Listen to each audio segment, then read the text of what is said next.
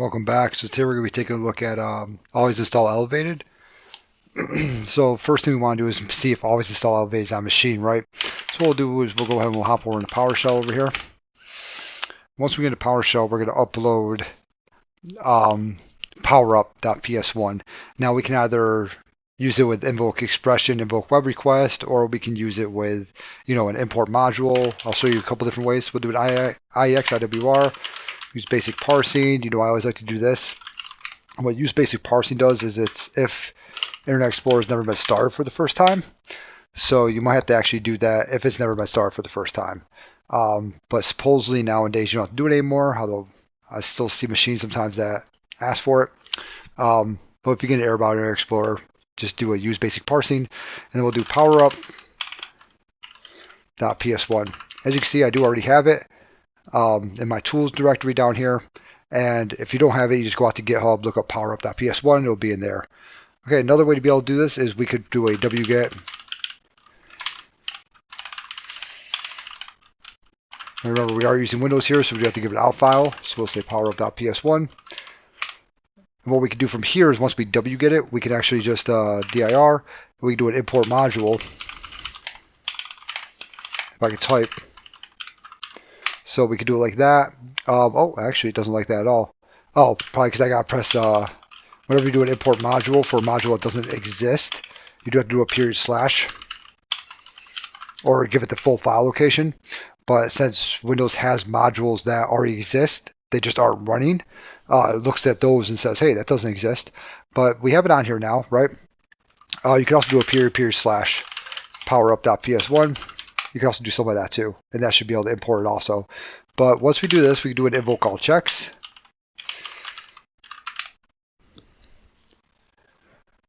And once we run the invoke all checks, this is going to go through quite a few different things, but we will see that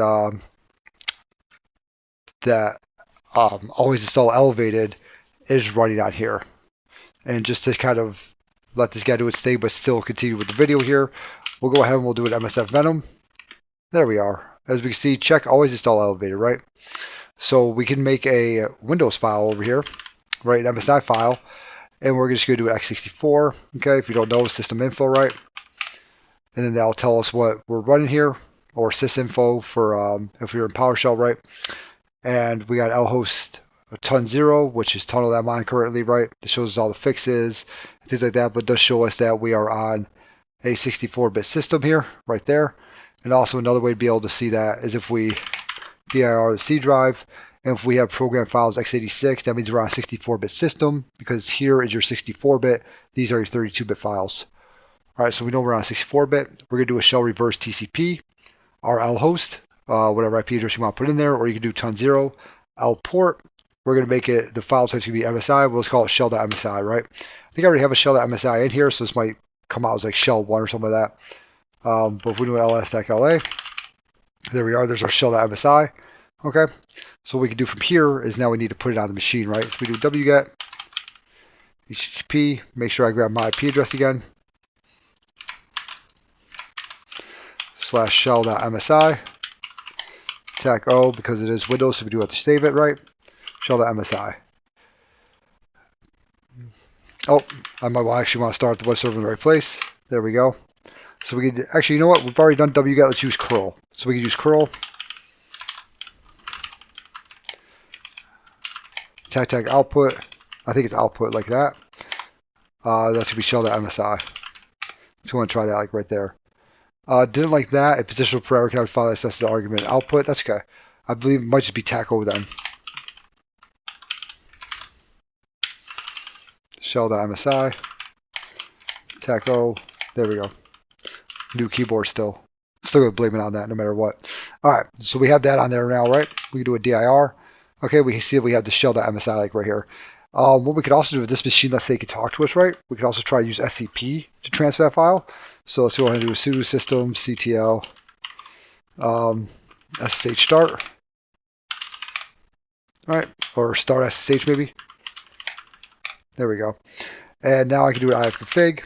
And what I could actually do is go ahead and I can say, hey, I want SCP, and what we want SCP over, right? We're going to SCP Cali at that, and then what we want SCP over. So we say that.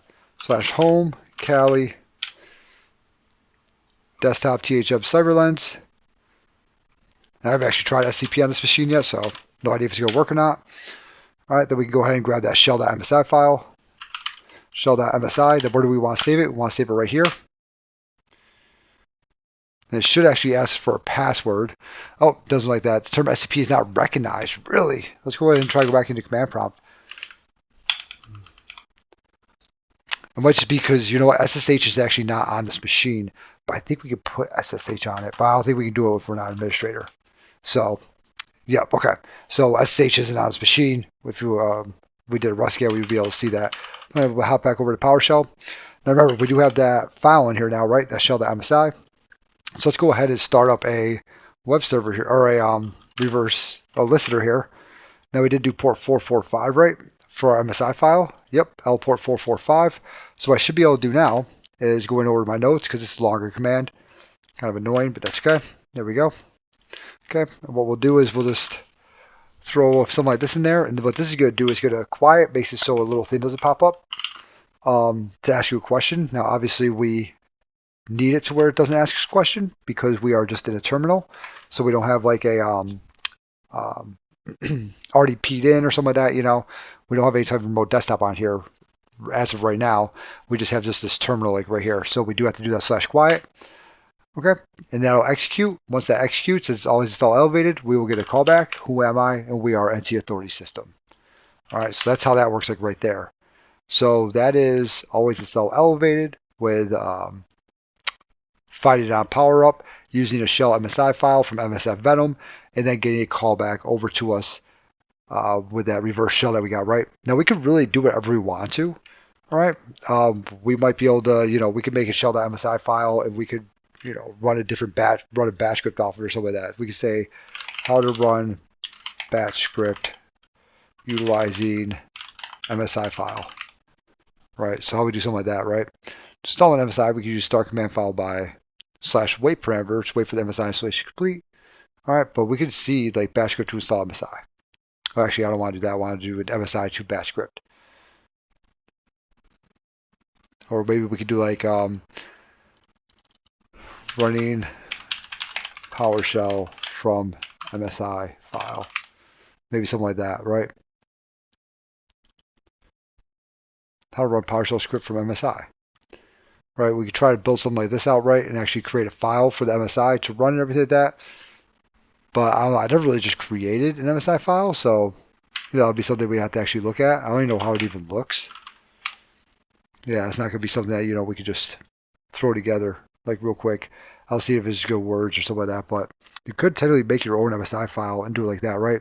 The power up one at the very beginning, it does say write user, write add user or something like that. I forget exactly what it is. But then like right there, it makes a user. I believe the username is John. Sometimes it works, sometimes it doesn't. It's just kind of write user add MSI, that like right there. You could try to do that.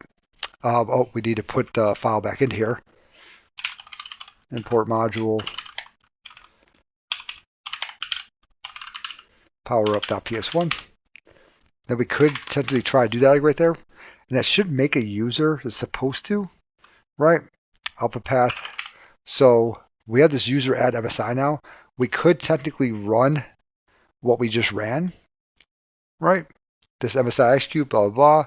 And there will be ctemp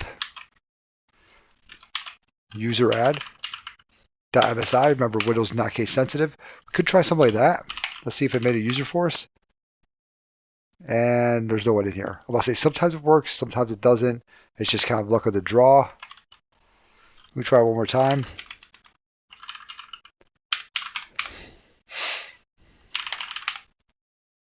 Yep, still not seeing anybody in here, right? But that happens. But we did get to a NT authority system over here, so we are good with that now. And yeah, that's going to be about it for this video. So hopefully you enjoyed it. Hopefully you learned something. I'll talk to you all later.